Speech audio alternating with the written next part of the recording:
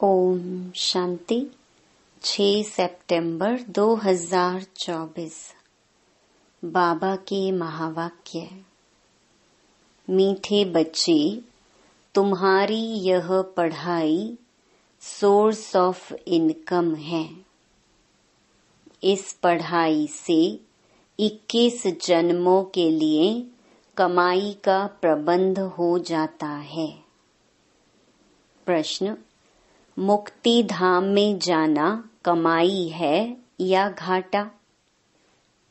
उत्तर: भक्तों के लिए यह भी कमाई है, क्योंकि आधा कल्प से शांति शांति मांगते आए हैं।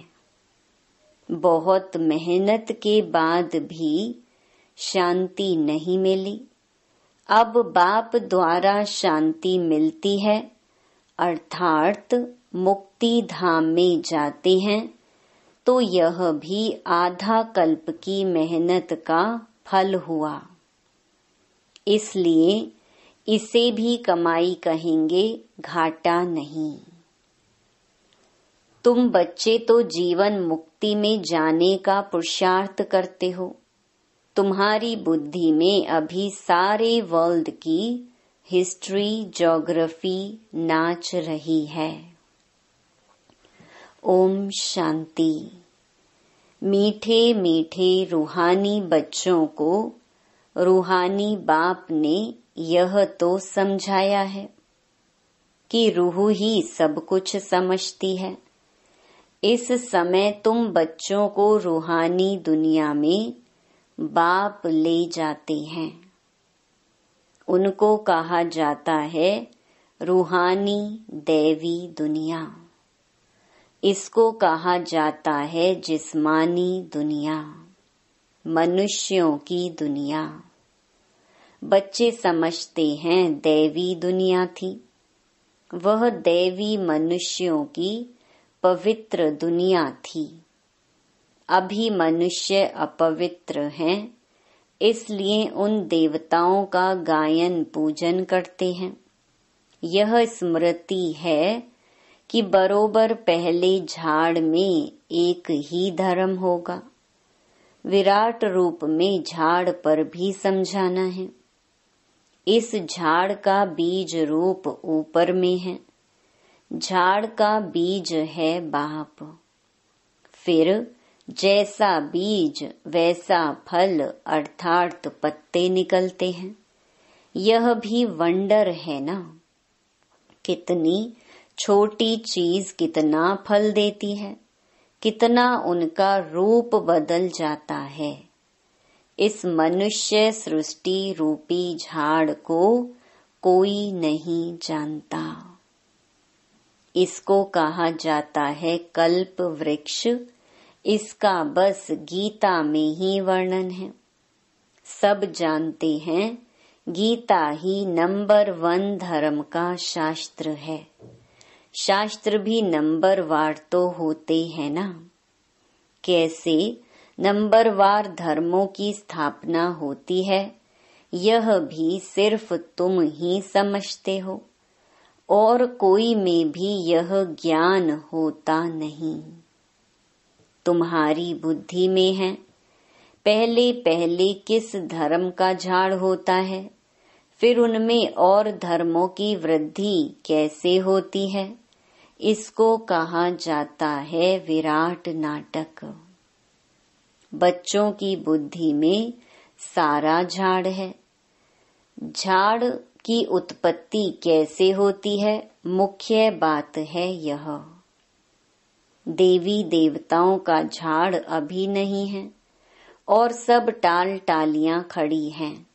बाकी आदि सनातन देवी देवता धर्म का फाउंडेशन है नहीं।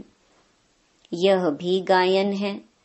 एक आदि सनातन देवी देवता धर्म की स्थापना करते हैं, बाकी और सब धर्म विनाश हो जाते हैं। अभी तुम जानते हो कितना छोटा सा दैवी झाड़ होगा। फिर और सब इतने धर्म होंगे ही नहीं। झाड़ पहले छोटा होता है, फिर बड़ा होता जाता है। बढ़ते बढ़ते अभी कितना बड़ा हो गया है। अभी इनकी आयु पूरी होती है। इनसे बैनियन ट्री का मिसाल बहुत अच्छा समझाते हैं।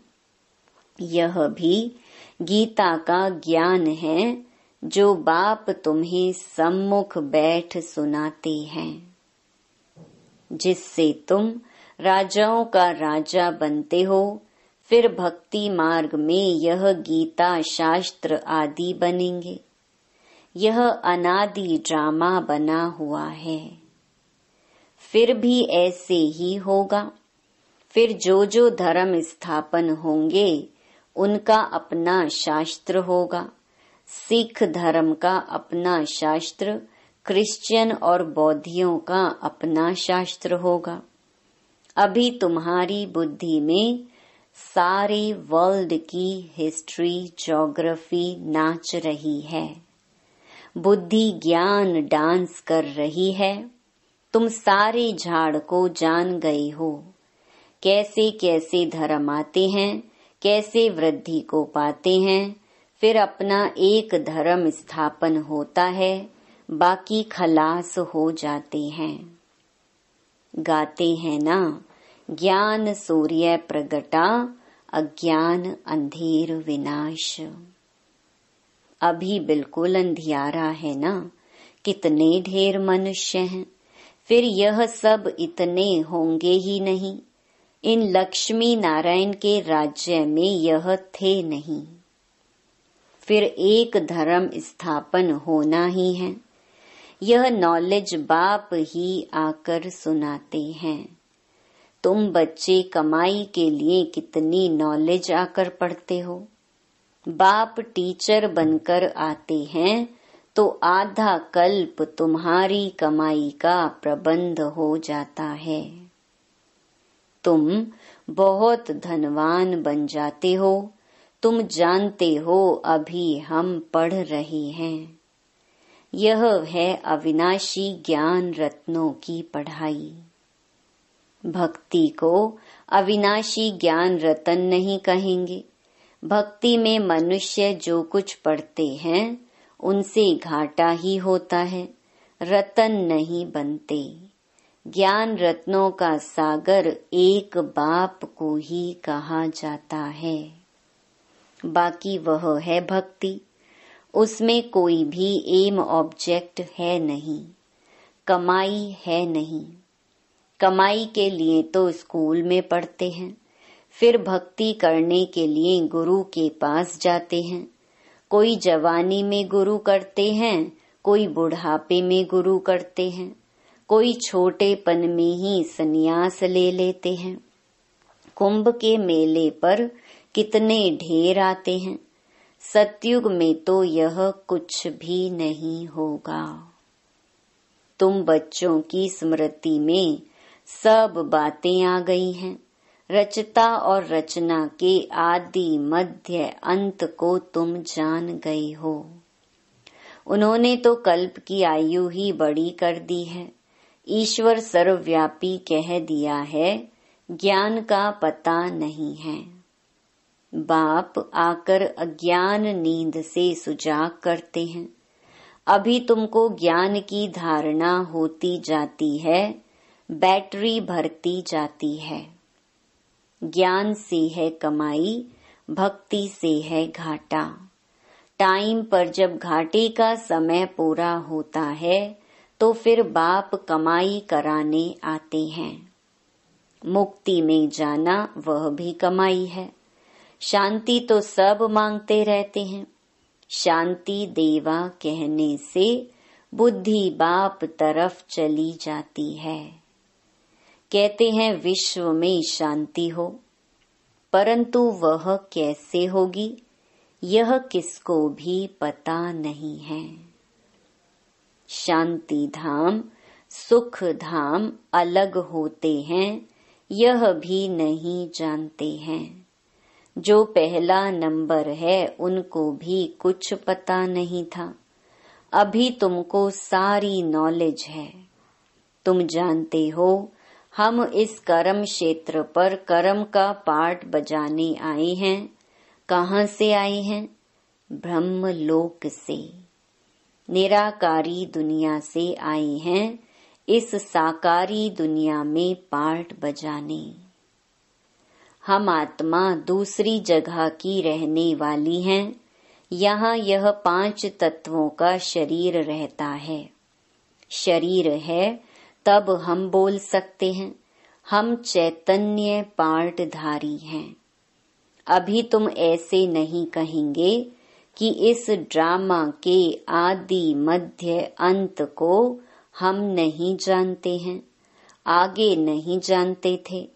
अपने बाप को, अपने घर को, अपने रूप को यथार्थ रीति नहीं जानते थे। अभी जानते हैं आत्मा कैसे पाठ बजाती रहती है। स्मृति आई है, पहले स्मृति नहीं थी।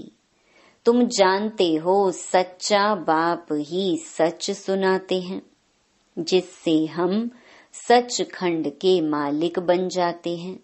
सच के ऊपर भी सुख मनी में है। सत कहा जाता है सच खंड को। देवताएं सब सच बोलने वाले होते हैं। सच सिखलाने वाला है बाप। उनकी महिमा देखो कितनी है।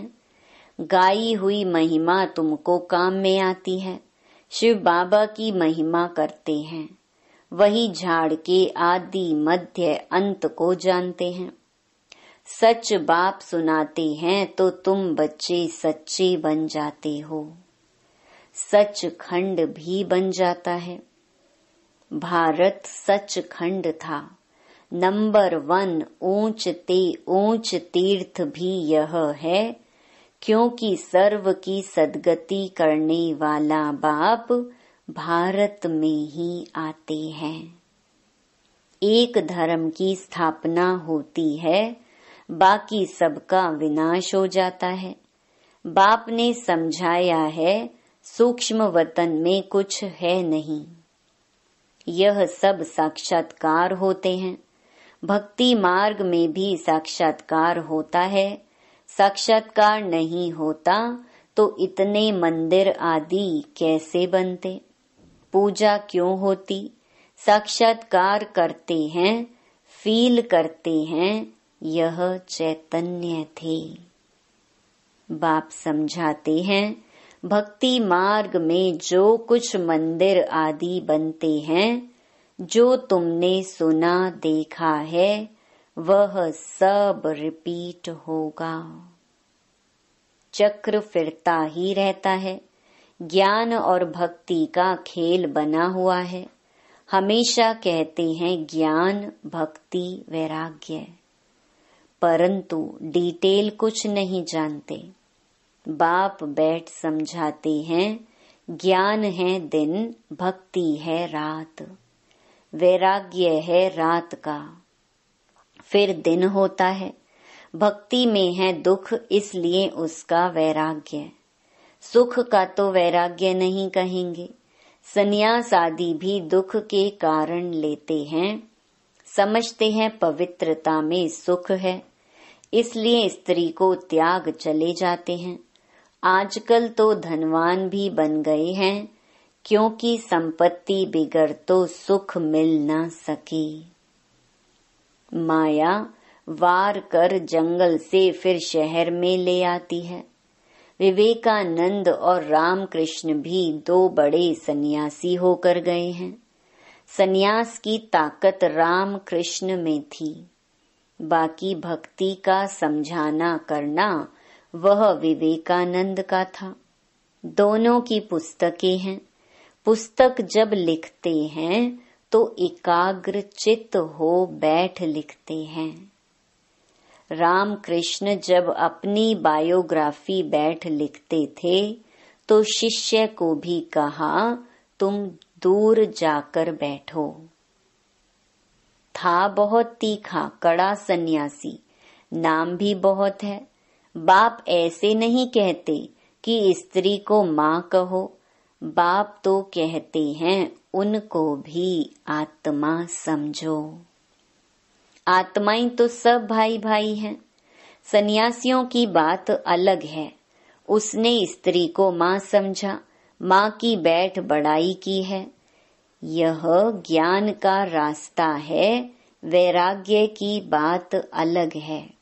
वैराग्य में आकर स्त्री को माँ समझा। माता अक्षर में क्रिमिनल आई नहीं होगी। बहन में भी क्रिमिनल दृष्टि जा सकती है। माता में कभी खराब ख्याल नहीं जाएंगे। बाप की बच्ची में भी क्रिमिनल दृष्टि जा सकती है। माँ में कभी नहीं जाएगी। सन्यासी स्त्री को माँ समझने लगा।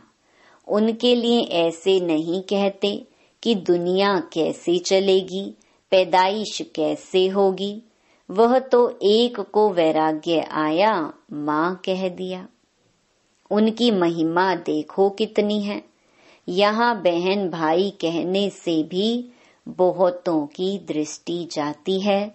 इसलिए बाबा कहते हैं भाई भाई समझो। यह है ज्ञान की बात। वह है एक की बात। यहाँ तो प्रजापिता ब्रह्मा की संतान ढेर भाई बहन है ना।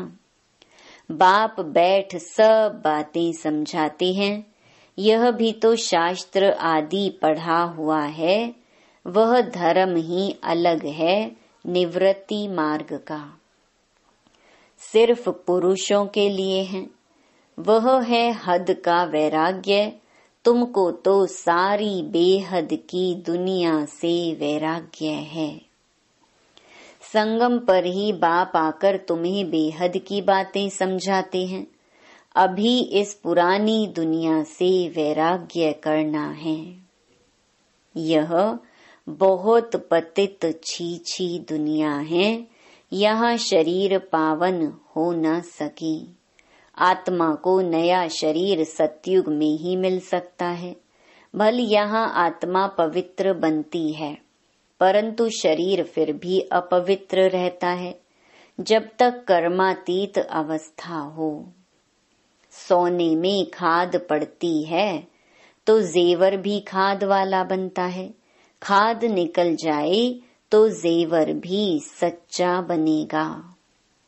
इन लक्ष्मी नारायण की आत्मा और शरीर दोनों सतो प्रधान हैं। तुम्हारी आत्मा और शरीर दोनों ही तमो प्रधान काले हैं। आत्मा काम चिता पर बैठ काली बन गई है। बाप कहते हैं फिर हम आकर सांवरे से गोरा बनाते हैं। यह ज्ञान की सारी बात है। बाकी पानी आदि की तो बात नहीं। सब काम चिता पर बैठ पतित बन पड़े हैं। इसलिए राखी बंधवाई जाती है कि पावन बनने की प्रतिज्ञा करो। बाप कहते हैं हम आत्माओं से बात करते हैं। मैं आत्माओं का बाप हूँ जिसको तुम याद करते आए हो। बाबा आओ हमको सुख धाम में ले चलो, दुख हरो। कलयुग में होते हैं अपार दुख। बाप समझाते हैं तुम काम चिता पर बैठ काले तमो प्रधान हो गए हो। अब मैं आया हूँ। काम चिता से उतार ज्ञान चिता पर बिठाने के लिए। अब पवित्र बन स्वर्ग में चलना है। बाप को याद करना है। बाप कशिश करते हैं। बाबा के पास युगल आते हैं। एक को कशिश होती है, दूसरे को नहीं होती। पुरुष ने फट से कह दिया हम इस अंतिम जन्म में पवित्र रहेंगे, काम चिता पर नहीं चढ़ेंगे। ऐसे नहीं कि निश्चय हो गया। निश्चय अगर होता तो बेहद बाप को पत्र लिखते, कनेक्शन में रहते। सुना है पवित्र रहते हैं, अपने धंधे आदि में ही मस्त रहते हैं, बाप की याद ही कहाँ है। ऐसे बाप को तो बहुत याद करना चाहिए। स्त्री पुरुष का आपस में कितना प्यार होता है, पति को कितना याद करती हैं। बेहद के बाप को तो सबसे जास्ती याद करना चाहिए। गायन भी है ना, प्यार करो चाहे ठुकराओ, हम हाथ कभी नहीं छोड़ेंगे। ऐसे नहीं यहाँ आकर रहना है, वह तो फिर सन्यास हो गया। घर बार छोड़ यहाँ आकर रहें, तुमको तो कहा जाता है गृहस्थ व्यवहार में रहते पवित्र बनो। यह पहले तो भट्ठी बननी थी, जिससे इतने तैयार हो निकले। उनका भी बहुत अच्छा वृतांत है।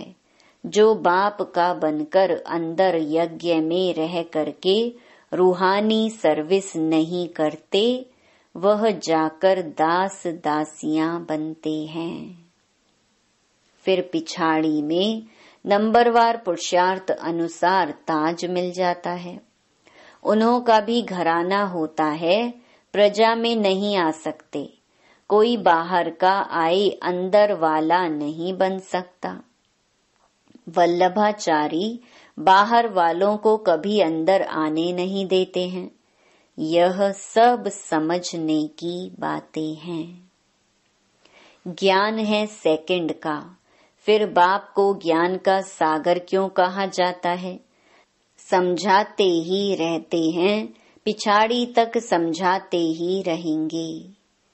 जब राजधानी स्थापन हो जाएगी, तुम कर्मातीत अवस्था में आ जाएंगे, फिर ज्ञान पूरा हो जाएगा।